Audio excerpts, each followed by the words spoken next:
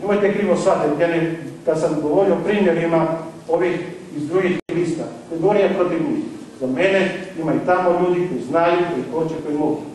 Međutim, ja smatram da političar danas, pogotovo saborski zastupnik, mora ispunjavati dvije kvalitete.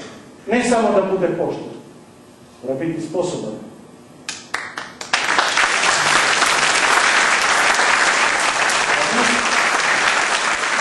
A mi, gledajte šta se desilo zadnjih godinu dana, da ste gledali televiziju HTV2, nažalost nismo mi s ovih krajeva puno mogli to vidjeti, ja bih čak rekao na sreću, nismo mogli toliko gledati taj program, kad su bile sjednice Hrvatskog sabora, šta smo imali?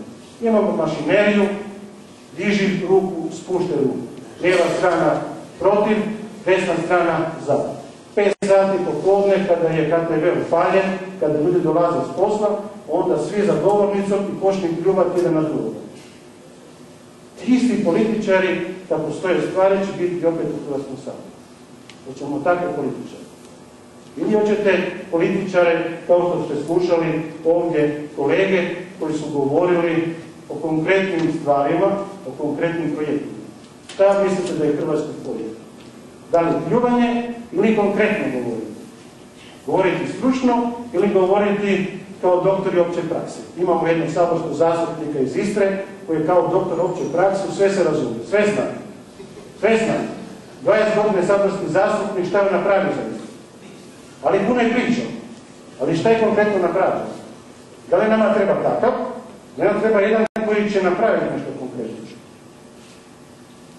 Ja ću ovdje reći još jedan podatak koji ga još nisam iznao nikada van. Općinski sud u Rovinju je trebao biti ukinut prije 2 godine. Ako se dobro sjećam. A nije ukinut, znate zbog čega?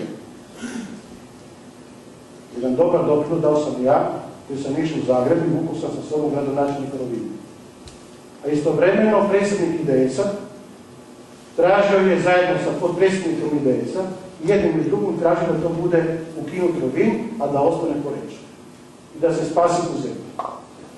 A gradonačelnik Rovinja je to za malo uspio. A ja sam išao u Zagreb s njim, išli smo po kancelarijama u Hrvatskom saboru i vratili se nazad sa rješenjem kako je danas.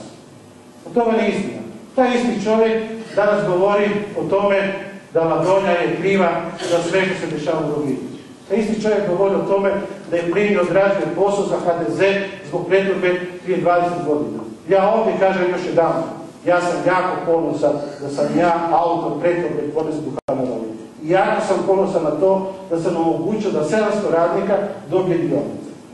Jako sam ponosan.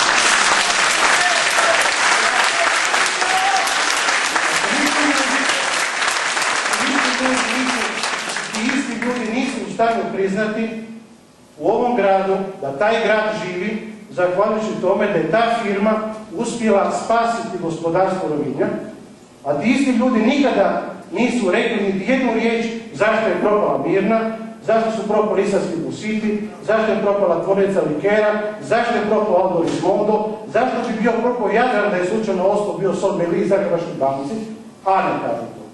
Međutim, rukovodioci tih firmi koje sam ovdje nabrojio, danas sjede u gradu Rovinju. To je IDS. I to su ljudi koji upravljaju sa gradom. Ljudi koji dolaze iz firmi koje su propale. To su činjenice. To nisu izmišljene stvari. Financijski direktor Mirne, gdje je danas? Direktor Jadran trgovine, gdje je danas? Direktor investicija, Jadran turista, gdje je danas? Čete dalje, predsjednik IDS-a, gdje je danas? A gdje je radio prije? Izračunajte si to, gdje su te njihove firme. Predsjednik IDS-a Rovinja. A predsjednik IDS-a, sveokrupnog IDS-a, iz koje firme je došao? Iz firme koja je propala, koju Pazinu više nema. E to su ljudi koji upravljaju sa Istrom 20 godina. To su Istrijani. Ovi ljudi tu koji ste vidjeli, koji su se predstavili, uključujući Vlada, koji je iz sela Ivetići, su te zvali Ivetići. Mi nismo Istrijani. Mi nismo domaći, mi nismo dobri ljudi, ne? Ali se istovremeno, kada su potrebni izbori, onda imamo Talijane su naša braća i tako dalje. Koliko je Talijana na listi HDZ-a? Jedan. A koliko je Talijana na listi Kukuriku koalicije? Niti jedan. Ali su oni za prava naroda i narodnosti Istre. Ali nemaju ih na svojim listama.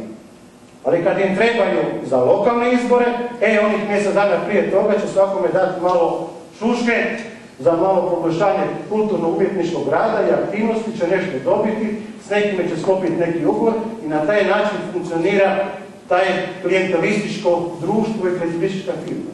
Ako hoćemo da nam to ostane dalje tako, onda ne trebamo ići više na izbore, jer će Kukuriku koalicija tako kako pobjedi. Tako su ankete. Ako hoćemo promijeniti to stanje u Istri, onda ovi izbori za Sabor su izbori za promjene u Istri. To su izbori u kojima, ako hoćemo to glasati, treba glasati za promjene, a promjene može donijeti u Istri samo ona snaga danas koja u Istri je najjača pozicija, to je Ladonja.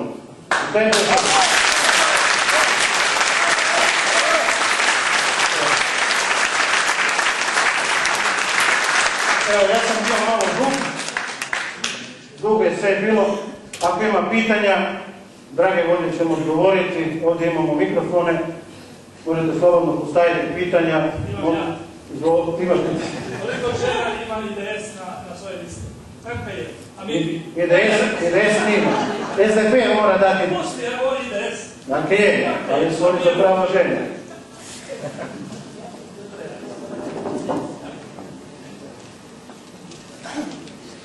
Izvolite. Pitanja, komentare, sugestije. Evo i novinari isto mogu postaviti pitanje. Evo glas isto odlazi, zato ćemo samo 60 redaka. Izvolite.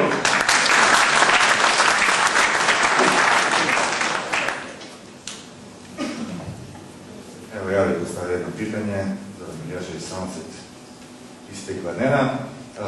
Cijelo vrijeme meni nije jasno, mada pratim rad Ladonje tako dobro i sami, kakav je stav Ladonje o ulasku Hrvatske u Europsku uniju? Mi trebamo ući u Europsku uniju zato što to mi želimo, ne zbog toga što nas Unija traži. S druge strane, odluku o tome da li trebamo ući u Europsku uniju ili ne, trebalo mi donijeti 2009. godine. Jer 2009. godine Hrvatska je potpisala sporazum sa Svjetskom trgovinskom organizacijom, a 2010. godine potpisan je sporazum o stabilizaciji i pridruživanju s Europskom unijom, kojim sporazumom je Hrvatska preuzela obavezu da će u roku 7 godina promijeniti kompletno svoje zakonodavstvo, uskladiti ga sa propisima Europske unije, tako da ono što se desilo nakon tog sporazuma je bilo stvar tehnike. Prema tome, odluka i rasprava oko toga trebala se desiti prije 11 godina.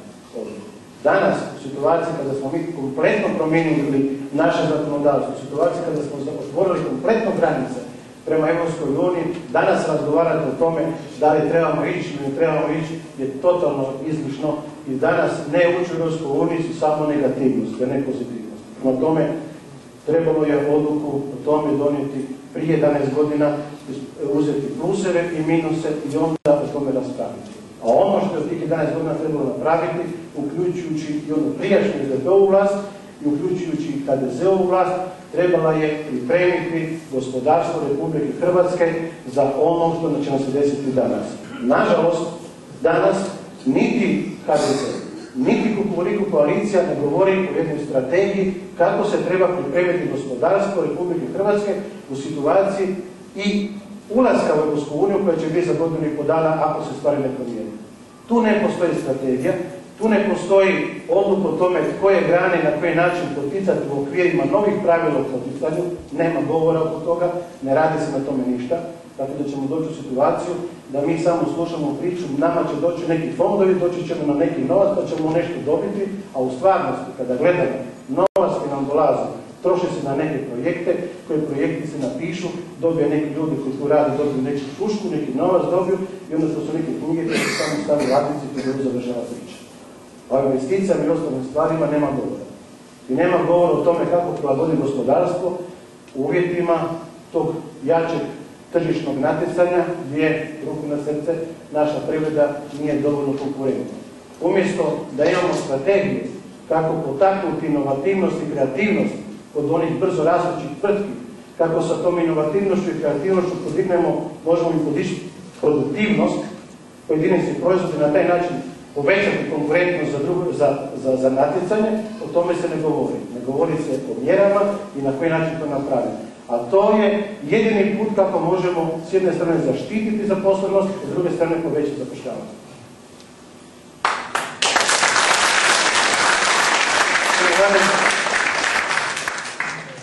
Ima još? Što nije negranično da nema više.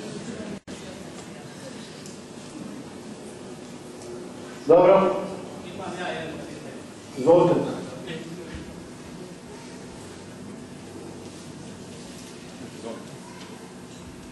Čekaj sam sekundu. Deset je zeleno? Ne, nisam već. Neko zeleno. Je zeleno. Dobro večer. Ne. Dakle, zeleno. Evo, jesam. Dobro večer svima. Ja vas pozdravljam. Dolazim iz Labina, zovem se Savić Dušan.